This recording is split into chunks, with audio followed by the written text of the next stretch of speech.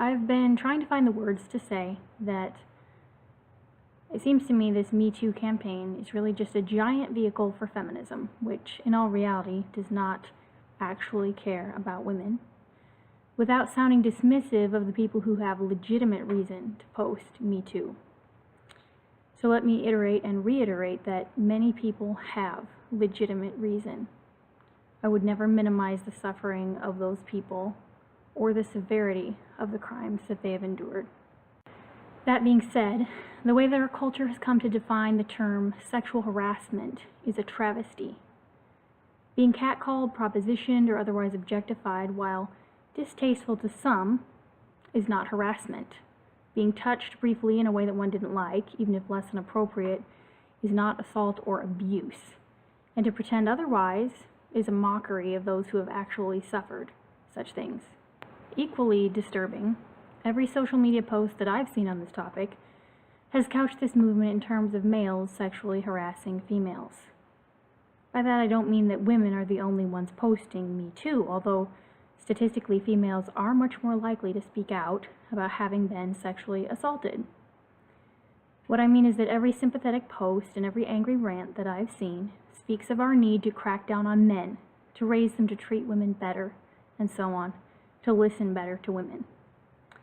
This is startling because it ignores an entire gender's trauma, especially when one considers the actual statistics on the matter, but also because it continues to promote this false and extremely destructive narrative of men as perpetrators and women as the victims. And it's simply a lie.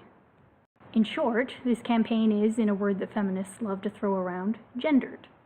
Now, when you take into account prison statistics, the vast majority of rape victims in our country are male. Some of the rapists are male, some of the rapists are female, but the majority of the victims are male.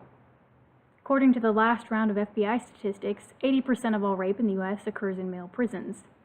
A famous study also shows that in one U.S. juvenile facility, 95% of perpetration of sexual assault was by female staff, who only accounted for 43% of the staff. Shocked? Probably. If you're thinking that you've never heard that before, it's probably because you haven't. After all, isn't rape and sexual assault in general a women's issue? It's been made into one. It's seen as one. But it shouldn't be, because it isn't. Males are statistically more likely to suffer sexual assault than to be accused of it. False rape accusations by men are almost non-existent, whereas false rape accusations by women are, well, higher than they should be, given that one false rape accusation is one too many. False rape accusation can, and it does, destroy a man's career, relationships, and life. My purpose here is not to engender pity for men, nor to compete in the oppression Olympics and argue about who is more oppressed and who has it worse. The gender wars are stupid, fruitless, futile. No one wins. My point is to say that this ridiculous demonization and generalization of males as evil sexual predators and females as their innocent prey doesn't even have its basis in fact, and it's got to stop. Going back to false rape accusations, a lot of women do lie for attention, or most often out of regret, and like to play the victim. However, it is because of them that the women who are actually subject to harassment or assault aren't believed. See, men have little to do with it. Now, it doesn't help the situation to then say that every woman is lying. Certainly, let's not trade one form of sexism for another. But feminism, both de facto and de jure, if you will, organized feminism as well as the feminist population at large, is mistaken in categorizing the entire sexual assault topic under this umbrella of sexism against women, and are perfectly happy to exchange what they see as one form of sexism for another. It's complete and utter hypocrisy. In short, the problem with the Me Too campaign is not that people are speaking out about the fact that they've been sexually assaulted.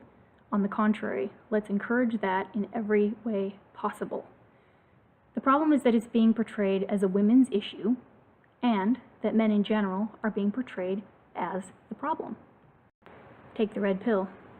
The farther down the rabbit hole you fall, the more you see the evidence, which points to what a hypocritical and upside down ideology feminism truly is.